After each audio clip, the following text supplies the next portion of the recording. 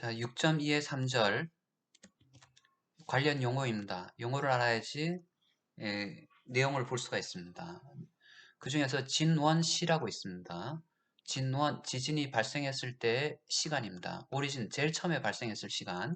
사람이 지진을 느꼈을 때는 이미 지진이 발생하고 난 다음에 전파해가지고 요 걸리는 시간을 뺀 원래 제일 처음에 발생했을 시간. 예, 발생한 시각이 진원시다입니다. 그래서 어, 그걸 계산할 수가 있고요.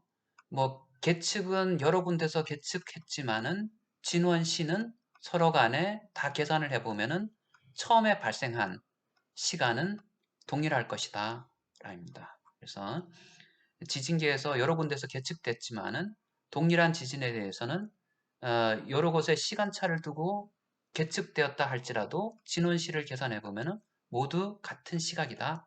진원시는 지진이 제일 처음 발생한 시각, 단층 안에서 어떤 지점에서 빵 터졌을 때 찢어지기 시작했을 때 찢어지기 시작한 시간, 단층이 찢어지기 시작한 시간을 진원시라고 합니다.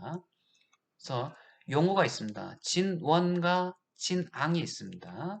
그래서 진원이란 것은 지진이 요 내용을 쭉 읽어보면 되는데요.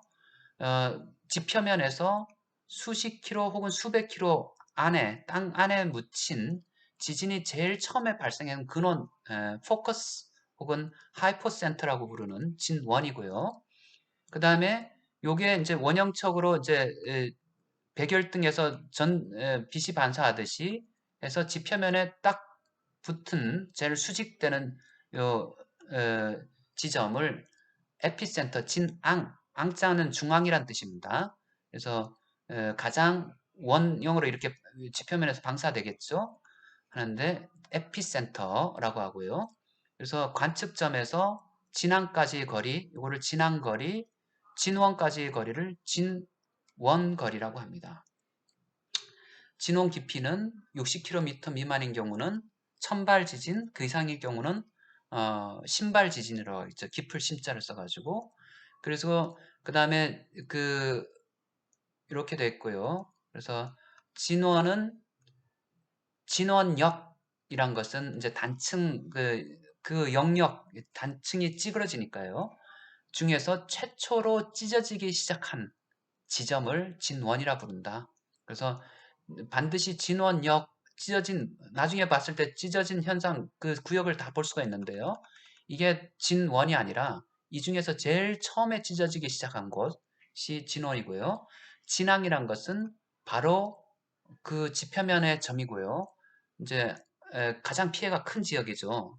진도가 가장 큰 진원지 땅지자를 써가지고 그 지명을 얘기합니다. 그래서 어, 그게 우리가 보통 지진을 얘기할 때는 어느 데서 어디 중심에서 몇 킬로 떨어진 지점에서 깊이 어디에서 진원이고 몇 킬로 떨어진 지점은 진앙이 됩니다. 그래서 진앙거리, 진원거리입니다. 그래서 그 다음에 우리가 보통 여기서 발생했을 때 계측한 것은 피파하고 에스파의 속도 차이가 있으므로 그 속도 차이를 가지고 우리가 피파가 먼저 도착한 시간, 에스파가 먼저 어, 피파가 도착한 시간하고 에스파 도착한 시간차를 가지고 PSC라고 부릅니다. PSC. 그래서 PSC를 가지고 우리가 이렇게 하면은 진원까지의 거리를 구할 수가 있습니다. 진원까지의 거리. 그래서 각 지점에서 진원까지의 거리를 구하다 보면은 예를 들어 가지고 진 P점 여기서 P점이 진앙이라고 합시다. 진앙. 근데 계측 지점이 A 지점과 B 지점과 C 지점에서 각각 다른 시간대에 지진을 계측을 했습니다. 그래서 거리를 계산해 보니까 C 지점에서는 900km 떨어진 지점이고 지점 내에 에, 진원이 있을 것 같고 B 지점에서 PSC를 통해서 진원 거리를 계산을 해보니까 600km, A 지점에서는 250km입니다. 각각 원을 쳐보니까 원이 공통적으로 겹치는 영역 내 원이 있고 진원을 일반적으로 이렇게 그리는 방법에 있어서 여러 가지 방법이 있지만은 우리가 A 지점을 찾아내고 A 지점에서 P 지점을 찾아내 진항을 찾아내고 거기서 어느 정도 떨어진 진원을 찾아낼 수가 있다. PS 지점은 C 지점인 경우 900km니까 PSC가 가장 크고요. A 지점이 가장 진원에서 가까이 떨어져 있으니까 이렇게 진 PSC가 짧습니다. A 지점이. 예.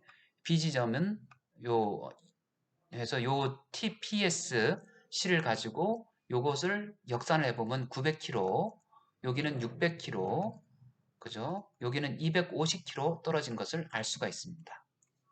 그래서 진앙의 위치를 추정할 수 있다입니다. 자, 규모와 진도가 있는데요. 규모는 에너지의 양을 나타내는 절대적인 개념이고요. 예, 진도는 상대적인 개념입니다. 예, 그래서 규모를 나타내는 식은 에너지하고의 관계를 사용해 가지고 규모 n값을 구하기 위해서는 에너지를 집어넣어 가지고 조합을 해주면 로그를 씌워주게 되면은 에너지량 굉장히 뭐 10의 몇 승, 10의 7승, 8승 막 돼 있는 것들을요. 로그를 씌워주게 되면은 우리가 보통 1에서부터 10 미만의 값으로 나타낼 수가 있습니다. 이 값을 가지고 규모라고 합니다. 그래서 규모가 만약에 6하고 7 그까이 1분이 차이 안 나지? 라고 하지만은 에너지는 로그 값으로 인해 가지고 대충 30배 정도 차이가 납니다. 그래서 에너지를 구하는 방법은 밑에 이렇게 나와 있고요. 예, 그다음에 진도는 이걸 언더라인을 지워야 되는데 나중에 지우겠습니다. 흔들리는 정도를 나타내는 겁니다. 지진동에 의해서 흔들리는 정도를 나타냅니다. intensity. 어떤 사람은 못 느낄 수도 있고 어떤 사람은 느낄 수도 있고 그래서 사람에 따라 달라지고요. 상대적인 크기이기 때문에 대충 얼추 굉장히 경험적으로 감각적으로 정한 겁니다. 그래서 일본에서는 8개의 단계 JMA를 쓰고 있고요. 우리나라에서는 미국에서는 12개의 단계 MMI를 쓰고 있고 우리나라에서는 MMI를 그게 차용한 KMA라고 합니다. KMA라는 코리아 Meteorological Agency KMA 등급을 사용합니다. 그래서 MMI 등급을 사용하는 거죠.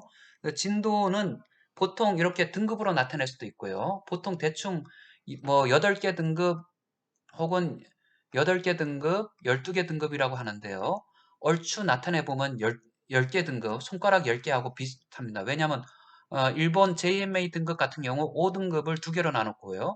6등급을 2개로 나눴기 때문에 실제로 2개가 추가된 거고 미국 MMI 등급 같은 경우에서는 익스트림, 매우 매우 크다라는 것을 3단계로 나눴기 때문에 이걸 하나로 보면은 10단계가 되는 거나 다름없습니다. 일본도 10단계, 미국도 10단계. 그리고 지진이 진원에서 흔들렸을 때 지표면에서 흔들리는 정도에 따라 가지고 진도를 등급으로 나타낸 겁니다. 그래서 진원 바로 윗면, 윗표지, 진앙지에서 진도가 가장 크겠죠. 피해도 가장 크고요. 구조물을 설계할 때는 진원 규모가 사용되는 게 아니라 진도에 의한 이 값들이 사용됩니다. 그런데 정확하게 값으로 사용하기 위해서 등급을 나타내는 것이 아니라 흔들리는 정도, 가속도를 사용해서 미터 퍼 세크를 사용한다든지 혹은 중력 가속도, 우리가 중력 가속도 일지를 지구 중심에 받고 있는데 수평 방향의 중력 가속도 0.1g 10%란 얘기죠. 중력 가속도의 10%. G값을 사용하기도 하고 소수점으로 나타내기 힘드니까 이것을 곱하기 1G 값은 980 미터 9.8 미터 퍼 세크 자승인데 센티미터로 나타내면 980이고요. 소수점이 없어지죠. 이것을 센티미터 퍼 세크 자승을 게일이라고 표현하고요. 갈릴레오 갈릴레이의 이름을 따서 그래서 1G를 980 게일이라고 한다라고 합니다.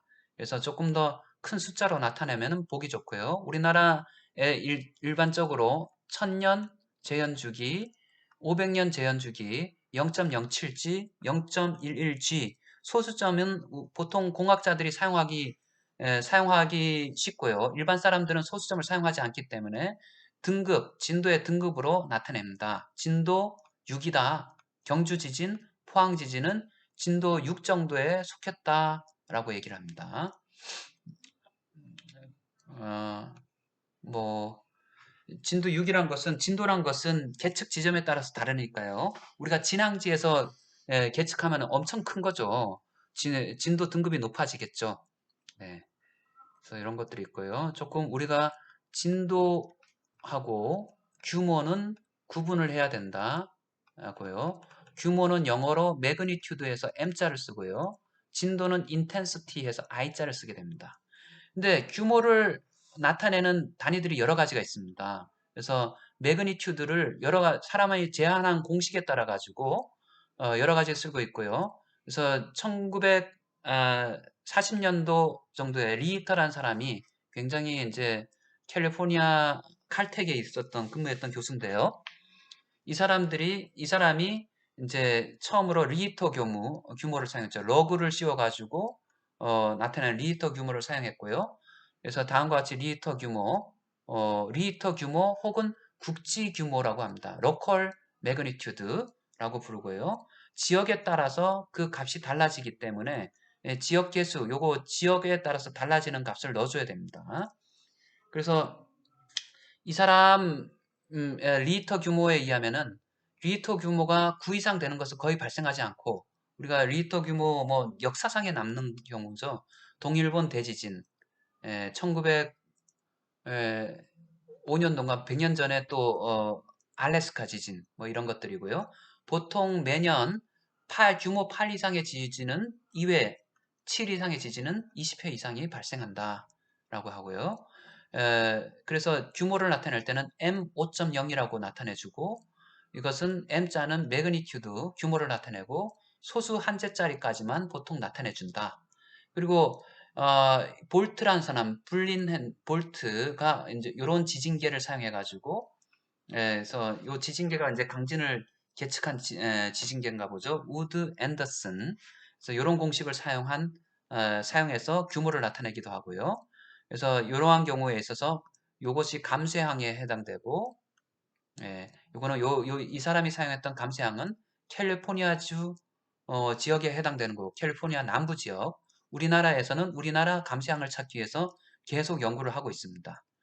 그래서 국지 규모는 일반적으로 진앙에서 600km 정도 떨어진 거리에서 이제 계측한 자료를 근간으로 해서 국지 규모를 만들었고요.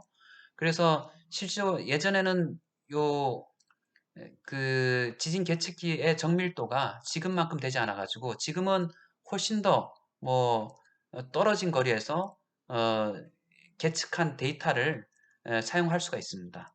그래서 국지 규모, 리히터 규모를 사용했을 경우에 있어서는 얼추 보게 되면은 그 에너지가 증가해도 어느 이상이 되면은 8, 7.5 이상이 되면은 특히 리히터 규모 같은 경우에서는 6.5, 7 이상이 되면은 이 값들이 더 큰 값이 나타나는데도 이 7 이상을 넘지를 않습니다. 그래서 이것을 넘지 않는다라는 것을 포화 상태, 한계 상태, saturation 됐다라고 하고요. 그래서 이렇게 리히터 규모라든가 혹은 ms, 표면파를 사용한 규모 같은 경우에는 이건 saturation 한계 값들이 존재하게 됩니다. 하지만은 우리가 모멘트 규모 MW를 새로운 모멘트 규모를 지금은 일반적으로 세계적으로 사용하는데요. 했을 때는 일반적으로 9까지 그 이상도 정의를 할 수가 있다. 그래서 리히터 규모를 지금은 잘 안 쓰고요. 그다음 리히터 대신에 이제 그 사람이 이제 표면파 규모를 제한하긴 했지만은 어, 근래에 사용하고 있는 모멘트 규모에 비해서 높은 큰 지진에 대해서 정확도가 떨어진다. 뭐 물론 규모를 정의하는 방법이 표면파 규모 MS, 그다음 실체파 규모를 MB를 가지고 사용할 수도 있고요. 천발 지진에 대해서 어, 사용한 그게 MS 신발 지진에 대해서 사용한 MB를 사용할 수가 있고요. 각각 수식에 따라서 우리가 리히터 규모보다는 정확하게 더 큰 값들을 나타낼 수가 있다. 그렇지만은 여하튼 한계점이 있다입니다. 그래서 그 이후에 지진 모멘트, 사이스믹 모멘트에서 모멘트 규모가 제시됐는데요. 모멘트 규모는 다음과 같은 수식으로 구하고 이것을 사용해서 했을 때는 큰 지진에 대해서도 다 나타낼 수가 있다. 정확하게 나타낼 수가 있다입니다. 그래서 우리나라에서는 그 우리나라 기상청에서는 최대 수평 성분을 이용해서 다음과 같은 수식을 사용한다라고 합니다. 나라마다 지역마다 보정하는 개수가 있으니까요.